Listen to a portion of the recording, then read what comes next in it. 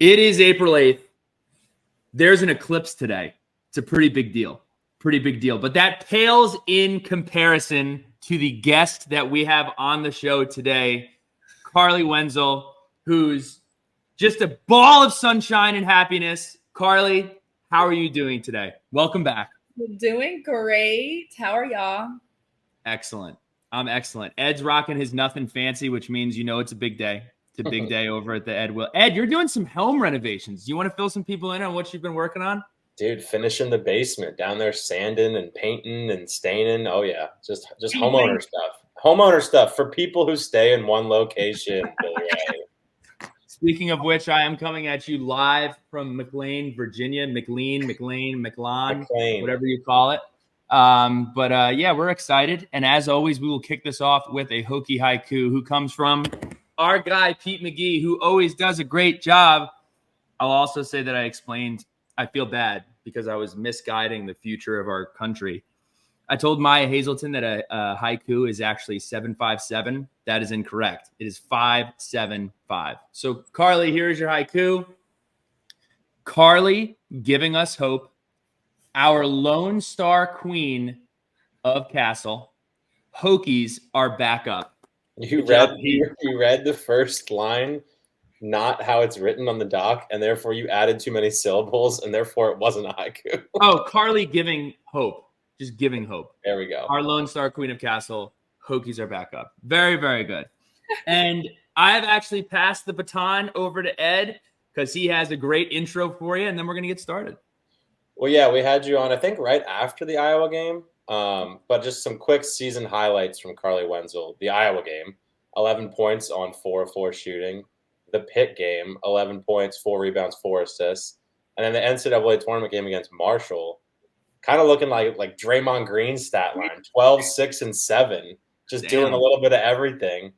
And you averaged 17 minutes a night in your redshirt freshman year. So just some quick highlights, but that Marshall game was phenomenal. That was a really fun one to watch, and you filled up the stat sheet that night. Thank you. So the first thing that I want to highlight is actually a tweet from Bobby Wenzel. Bobby Wenzel, a must follow on the timeline. Here we go. Quote, hard work, persistence, dedication, and improvement have been great, but leadership you have shown and put forth this week is what I'm most proud of. Your abilities and games are needed everywhere, but you choose to gather others and be a voice during the unknown. It's impactful at Carleigh Renee _. So first of all, stop blushing. Okay. With those eyelashes, we all can see you blushing. Stop the blushing. Stop. Second of all, I want to echo those statements. I certainly tip my cap to you. It must have been a wild whirlwind these last couple of weeks. So my first question is, can you just kind of break down the timeline of events ever since? Okay, so ball stops bouncing versus Baylor. Walk me through the chaos. So, lose our game. Obviously, our emotions are all over right off bat. We played Sunday. Come in, already have our end of year meetings Monday. Then Tuesday morning, come back in, team meeting. Coach Brooks announces to us that he's taking the job. So meet with him Tuesday afternoon. Then from Wednesday to Sunday, it's unknown. Do you enter the portal? Do you trust administration and try to see what they're bringing in? Obviously, all of us, we wanted to stay together. So it's Coach Brooks is leaving. That puts all of us in an unknown situation. But that's what's best for him, and we love it for him. We love that he took it. I think I wish him all the best. But we kind of just didn't know what to do, and we're well, if anybody's leaving, we're all leaving type of thing because we want to stay together. But we all have such big opportunities, and we know that. So then I think it was probably maybe Wednesday or Thursday. No one's kind of really hit the portal yet. And so I'm talking to the girls here and there. Obviously, we're not talking every day. We're all trying to figure our own stuff out. So I end up talking to, I think Mac was probably, I was talking to Matilda, Mac, and Karis the most. I just didn't know where Rose's head was at. But then I found out like Rose obviously wanted to be together too. So kind of came to a conclusion around like Friday that like if we want to stay together, like at least just hear out whoever they bring in type of thing. And so we kind of just played the waiting game, and it was getting to the point, like to the timeline, it was kind of getting there where, okay, we're going to have to hit the portal because it's about to be a dead period and we're not going to be able to talk to no coaches for a week. And then you'll have 2 weeks to make a decision. So just small things like that. And so then we get a text late Tuesday night saying we're going to meet in the Han classroom. So we come in Wednesday morning and we find out that Coach Duffy is like our new coach. And I think that just relieves so much like off our shoulders. Like everybody knows how good she is. Obviously, I hadn't talked to her through the recruiting process, but like Samaya had. Kayla had been recruited to Michigan with her as the assistant at Michigan. Matilda was recruited to Michigan as her being the assistant. So it's like everybody kind of had ties, and everything we heard about her was just good stuff. So we kind of just gave it a chance. Nobody decided to enter just yet. And so it's still not like nobody outside of me has made the decision to like 100% stay. But I think we all have like a good idea about everything that's going to be going on. So yeah, we got on the phone. She called me probably at like 1 or 2 on Wednesday, which is right after the news was breaking. So I know she had a lot going on in her side of things. Like they were right there in the tournament too, just as us. So yeah, I got on the phone, loved her energy, loved everything she was speaking. Like I think she just wants to work hard and she wants the challenge. And that's something that like, it's not easy to come in and step into what Coach Brooks and Liz and Georgia and Kayla have built. So I think like just seeing her be willing to take it and having such a positive mindset on everything that could happen. And she didn't come in like just being rude. She came in like trying to get to know everybody and things like that. And her energy was just through the roof, I feel like. And so that helps us just feeling like we have this grown woman that we can connect to. And like, I think it just like warmed our hearts to feel like after so much of unknown in that week, like we finally got to just relax and just hear like what's going to happen. Like we just didn't know. And so I think that week felt like a month. And that goes for like all of us. It was every day. It's like, oh, we're going to have an update, but it's really not an update. It's just telling you what's going on. Like nothing's really happening. So Wednesday morning, definitely just relieved a lot of stress. And I was definitely overwhelmed. I know the girls were overwhelmed, but I know we definitely wanted to stay together. And that's something that I appreciate them for being willing to hear the unknown as well. Like that's a hard thing to do as like young women who don't know what's going on and don't know what to do. So we kind of just stuck together. We talking every day, hanging out every day just to keep our minds kind of in one place and not all over the place. I know Matt had a lot of biology going on. So it was her mind was either on basketball or biology. So that's just something that we were all going through at the time. But now we're definitely not as stressed out as we were last week for sure. So we're going to put a pin. I know we have the hug heard round the world with you and Coach Duffy, which was awesome. But I want to ask you first and foremost, I always try to remind fans of this because they believe that their voice exists in an echo chamber. I don't want to say how much it impacted you because obviously people deal with things differently, but how much stock gets put into things that are said by the fan base on social media? My take on it has always been like, I think people undervalue how impactful they don't undervalue how positive news can impact you, but negativity, I'm doing a bad job explaining it, but it's a good point. Like negativity is always the loudest voice and the most forefront voice. And it's just toxic, but it's not just toxic to the fan base. It's toxic to the players. It's toxic to the coaches. It's toxic to people that are looking at the school. How did that affect you, that dialogue? I definitely had a lot of positivity going on. But you know, like how it is with everybody wants once you get a negative comment or a negative, like direct message, it's straight, like you need to delete social media type of thing. And so I haven't gone through that yet. I hope it doesn't happen to me because I know how it affects like hoopers all over. But it definitely made a big, like, I didn't want to leave Blacksburg, but it's like, if the one coach that I've put my all in, the whole staff, like, those are the people I've trusted for 4 years now. Like, that's all I know.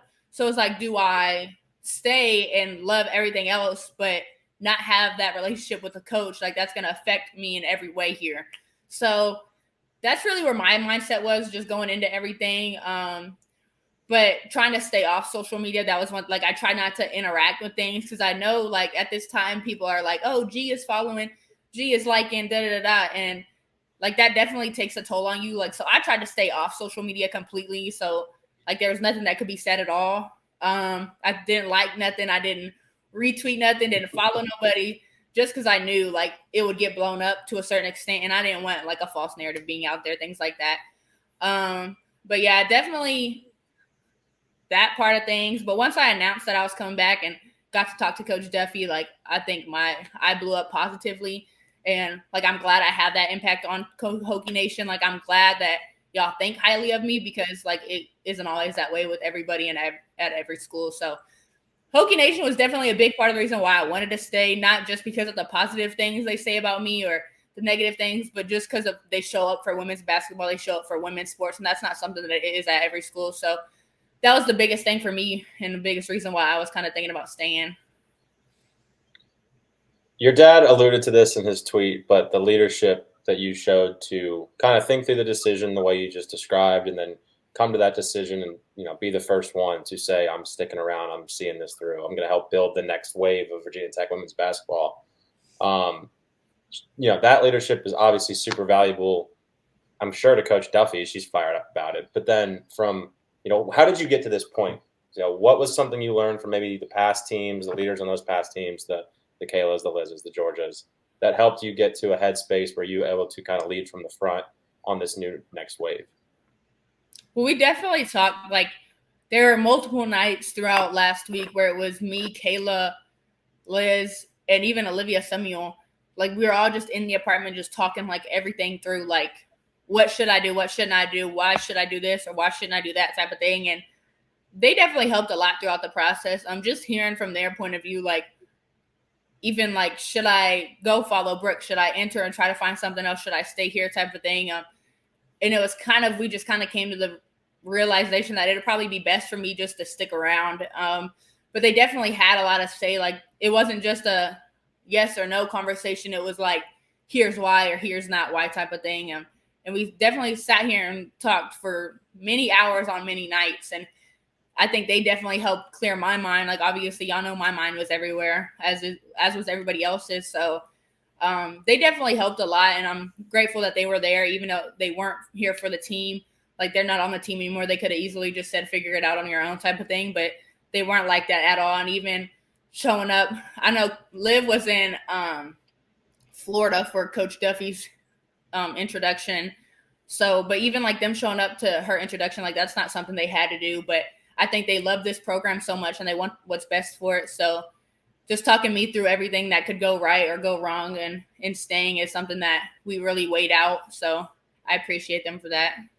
Yeah, it was awesome to see Kayla and Liz, front row supporting the next wave, and you're going to be a huge part of that. All right, so we've talked about the decision at length. What does the rest of the school year look like? On the floor, off the floor, but particularly, getting to know the new coaches when they're all in town. But what does the rest of the school year look like for you? So I think we're all going home like first week of May for the most part, but we've still been getting our lifts in even throughout this last week of not knowing what was going on. Coach G has still been here sticking around. So we've still been getting in the weight room and things like that. Like, you alluded to this. They're not just tracking who you're following. They're taking screenshots of who's in hers. Like, this was a full-blown Sherlock Holmes on the case. Yeah, that's why I was like, y'all, should I even post this picture? Like, we know it's going to get posted somewhere. And Rose was like, yeah, do it. I was like, y'all. But yeah, even like the smallest things like really do get blown up. And it's like, we could still be there and not be coming back type of thing. But like, not everybody knows that. And obviously that's not the case. Like, but I was like, yeah, should I even post this? But yeah, we've still been lifting things like that. And now that Coach Duffy's here in town and everything, we'll start workouts this week. And that's another thing, like when we were talking to Whit about like who we wanted to bring in, it was like someone where you can go up to their office and sit there and say, how's your day going? Because that's something that was big with this last staff. And that really makes an impact on us as people, not just hoopers. And then player development, like we all know how good Coach Brooks was and the rest of his staff with developing players. So that's not something that we wanted to fall off on. And that's something that we thought was the reason why we were so good. And so seeing that she's making an effort to come in and already the next week, be able to wants to get on the court with us and wants to do things with us is something that we think Whit did a really good job of, and really looking like he didn't just hear us and in one ear out the other. Like he really took it in and went and found somebody that was good with player development and things like that. So we appreciate that too. So blank canvas coming in this year, new lineup, new staff, new role. What are you most looking forward to in terms of shaping your new role? And how would you describe, obviously you're going to do whatever the team asks you to do and you're going to be a team player, but how do you feel that your game has the biggest opportunity to grow? What do you think of in that regard? I mean, out of everybody that's even thinking about staying, I'm the one that's been here the longest, even though I'm only going to be a sophomore on the court. Like I've been here more than anybody else. So I think I kind of just know how things are supposed to go and how things aren't supposed to go with the culture we've had, things like that, just off the court. But on the court, I'd say I've been behind Georgia and Kayla since I've been here, and I've got to learn so much from them. And that's another thing. Like I'm most excited to learn from Coach Duffy, who's been a point guard throughout her career. So that's something that like the only point guard I've learned behind is Georgia. So being able to hear another point of view and just learn from her and learn from what she thinks and what she went through, that's something I think will help me grow as a point guard. Obviously I played a backup point and a two guard this year, and that's something that I'm still going to be working on. But I think I really just want to grow with the ball in my hands. I want to really get it on a string. I feel like that's something that's not my strength right now. And once I get that to be one of my strengths, I think it'll open up the game, not just for me, but for all my teammates. And so I feel like just doing that, taking that role and stepping into those shoes. I know Georgia was the main one doing that. And I'm not saying I'm going to go out there and be Georgia anymore, but just something that like I want to be Carleigh Wenzel and I want to make my own stamp on this team and on Hokie Nation and things like that. And I feel like when I make small improvements, it won't just then like make me better, but make everybody else better. And I think that's something that we need, is just small tweaks for all of us to help us grow as a team. And I think y'all will see that this year, like with not just me, but with everybody. I think everybody will have to come out of their shell just a little bit more. And that's something that we all want to do. It's not like we have to do it, but we want to. So we're going to move into rapid fire here, and I'm actually not sure how you avoided this one last time. But if you were to get dinner with 4 people, dead or alive, who are they and where are you going to eat? Oh my gosh. Okay, going to eat because Whataburger. Haven't had that in a while. I would say 4 people, including myself. No, you can't include yourself. That's a cop-out. Can't do that. Okay. Geez. I could say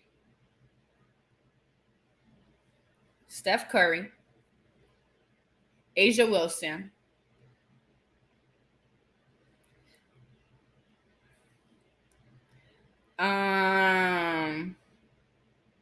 Kevin Hart.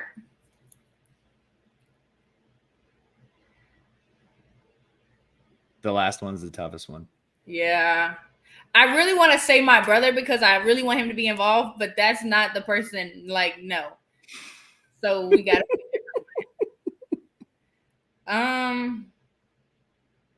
I think I could say, dang, Becky Hammond. Okay. I loved growing up, so I feel like she should be in that. Solid list. You can make your brother pay for it. How about that? That's how we'll get him involved. He could pay for that. Okay. Yeah. Okay. What is your snack of choice? Right now. If y'all haven't had these are the greatest things I have ever ate. They're called chocolate pandas. Okay. And Paris used to eat them a lot. And y'all know I'm picky. Y'all know I'm really picky. Everybody knows that. And so I was kind of just thrown off by the way they looked. But so it's like not like a creamy chocolate that comes out. But it's like, y'all know those animal crackers? Yeah. That's what the like cracker tastes like. And it's not like an overflowing amount of chocolate. I feel like it's the perfect chocolate to perfect cracker ratio. And they are so good. I got to get on that wave because I know that Delta Airlines, I'm a big Delta guy. They have these like chocolate squares where it's just like graham cracker on the outside, and it's not overpowering with chocolate, but it has a nice little hint of it. So it sounds like it's cut from the same. Where do you get that? Is that like on Alipop? Like where are you buying that? We go on campus. They have the DX. Okay. So we always. Sorry, Kayla just walked in with a bunch of stuff. And so we go to like the on-campus store, and we use like the freshman swipes. Like every time we'll kind of go over there, and so that's where we get them. But I know they're at that new, the new what's it called, Kay? The new gas station right here. Sheets. Yes. They're over there. So I'm actually going to put you on the spot because Kayla did just walk in, and you can brag on her for a second. So one of our letters from the lunch pail came from Ann Castle. She wants to know, what have you learned about leadership specifically from Kayla King, and how do you see yourself applying that in your role next year?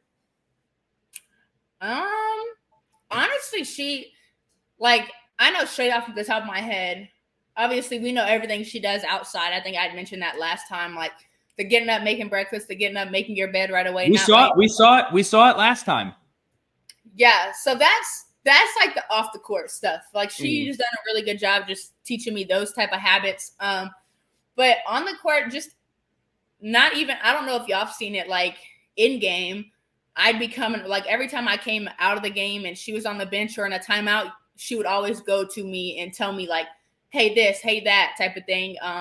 So that's one thing. But even in practice, like if you have a question, she's the first one you can go to.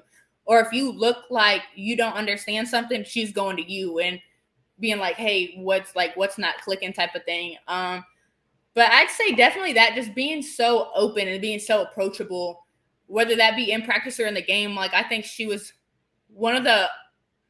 I think all of us did a really good job with it, but she was one that I knew because we're in the same position. We go to home every day together.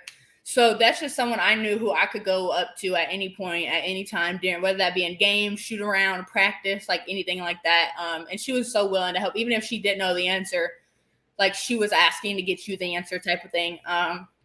So that's something I'm gonna definitely take away from her. And I mean, it sucks. I've only got to play under her for a year, but just even my first year coming in, that's something that I noticed right away. And so everything she's done for me on the court, but off the court as well, like those are just things I'm always going to take away. And we're even talking about it now, like when she comes back to visit, like my door is always open for her, Liz, Georgia, Olivia, like anybody that's came through Tech. My door will always be open for them. And I think that comes from being under her and being under Liz. Like that's not everywhere you go. So even Shep, Tissot, Clara Ford, anybody, like I think they know that my door is always going to be open for them. And that's something that not everybody has. And I definitely learned that from Kayla. Jumping into the back half of our rapid fire questions. What is your favorite road game atmosphere? As in, who do I like to play in front of? Like, who has the rowdiest crowd? That wasn't a crate. You acted like I just asked you like the craziest question. I'm thinking when you said road game, I'm thinking like hotel vibes. No, we're not talking about the day. We're not talking about the Days in Raleigh. We're talking about the best crowds that you play in front of that are not in Blacksburg. So one, UNC is always good. That's just because like rival type of thing. But getting to experience Louisville this year was pretty cool. Like they had a packed crowd. So those are the two I really noticed this year. Like I knew UNC was going to be like that.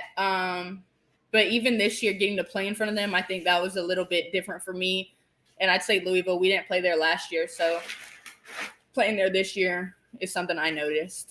Tell you what, it was fun watching the Louisville game because you guys were up by double digits most of the game, but they did a great job staying invested the entire game. So anytime they cut it to like, it was kind of like that meme with Chris Paul where it's like Chris Paul hits a 3 and cuts it to 72 points and the crowd would be loud and into it. It was kind of like that. You won't say that, but I'll say it. We were watching film on it after the game, and you saw us like score something, and where the camera is like recording the game, you saw like one of the fans just throw their towel up.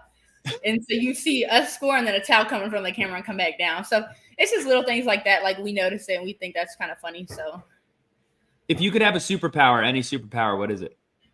I think I said this one last time. Transportation. That's right. You said you wanted to teleport. Yeah. That's right. Here are my last 3. What is the weirdest tweet or advice that you have gotten in the last week? G-rated. I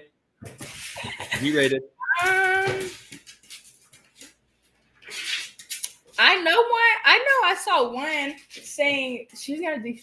Kayla got Izzy this ball. She already popped it. Oh my gosh. So I'd say I saw one. I don't think they at me or anything, but I just saw it, and it was like, I expect Carleigh to like basically be Georgia and keep this program where it is. I said, whoa. Like, if you think I'm going to come out and be scoring 20, having 30-point games, like, obviously, that's what we're shooting for. Like, that's what we want is for me to be able to take over. But I was like, okay, I expect Carleigh Wenzel to da-da-da-da-da. Like, I'm still going to be only a sophomore on the court. So, like, obviously, I have high expectations for us, for myself, and things like that. And I think y'all are going to be surprised with what we end up bringing out and how we end up doing. But I was like, expect me to is kind of crazy. Carleigh's going to be Carleigh. That is you can take that to the bank. That's what we're looking for. Carleigh's going to be Carleigh. Last one. I'll do last one. Who would you want to play you in a movie? I could pick anybody. Anybody. I think Kayla would do a good job with that. You could play me in a movie? Like, if you had to be Carleigh, I think she could do a really good job of that. I think Kayla would do a good job, but I would want it to be Liz. I would love to see Liz try to be me. I love how you're keeping it in the family. You didn't throw out like people that I know, like that know me or I know them. I couldn't say like no random. Out of like fangirl, probably like Sabrina Ionescu. Like I would love for them to try to be me, but like keeping it realistic, Kayla and Liz. Okay. Moving to letters from the lunch pail. First question comes from Piper Van Gilder. What was your favorite memory of this past season? I'd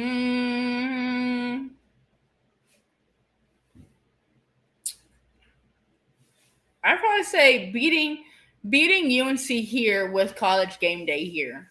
That was fun. I think that was a pretty intense day for all of us, and for us to be able to go out and play the way we did with all the distractions that were around, I think is pretty hard to do, and I think we did a really well job of that.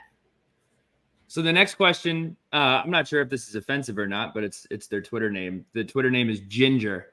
It says, what are your biggest goals going into next season? I'm really keeping where we're at. Staying probably top 3 in the conference is something that I know we're going to be pushing for.